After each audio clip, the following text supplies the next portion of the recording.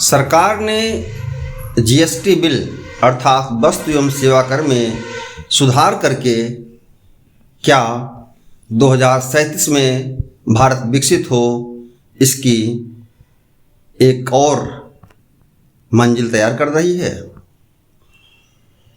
अवश्य जिस तरह से ट्रंप के टैरिफ का भारत पर असर है, भारत के निर्यात वाले सामानों पर 50% का टैक्स लगा दिया अमेरिका ने, ये उनकी बात है।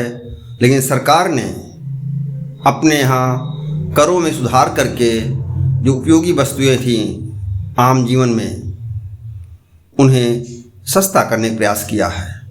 और अब जो कर की 4 दरें थीं टैक्स की, वो केवल 2 दरें रह गई, 5% और 18%। एक दर और है जो 40 से ऊपर है, लेकिन वो ऐसे वस्तुएं हैं जो हमारे लिए उपयोगी बिल्कुल नहीं हैं, आम जीवन के लिए, आम मनुष्य के लिए।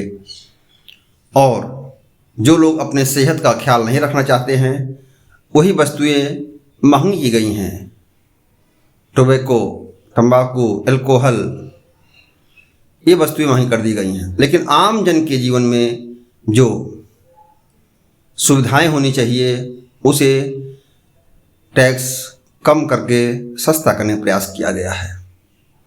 और अमेरिका के टैरिफ से भारत सरकार ने बचने का प्रयास किया कि उसकी भरपाई हम कैसे कर सकते हैं अपने उपभोक्ताओं के बीच में वस्तुओं के प्रयोग के बढ़ा करके। भारत और भारत की जनता दोनों का फर्ज बनता है कि सरकार के साथ में स्वदेशी के मंत्र पर काम करे, स्वदेशी वस्तुओं का जो भारत में बनी हो, भारत के लोगों की खुशबू पसीने की हो, ऐसे सामानों का हम प्रयोग करें जो मेड इन इंडिया हो, मेक इन इंडिया हो, और भारत को विकसित बनाने का प्रयास करें। जब भी आप आगे बढ़ते हैं तो दुनिया के देश आपसे ईर्ष्या करेंगे, ये मानव स्वभाव ही है। भारत आज आगे बढ़ रहा है, हालांकि बहुत से लोगों, बुद्धिजीवियों को लगता है कि ये सब झूठा है।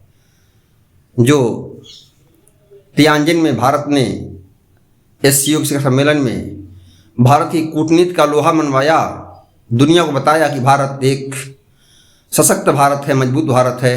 कुछ लोगों को वहाँ भी दिक्कत है, मैं देख रहा हूँ सोशल मीडिया पर। लेकिन आज भारत विकसित भारत दिशा में आगे बढ़ चुका है और हम लोग उसे और बढ़ाएं। नमस्कार साथी।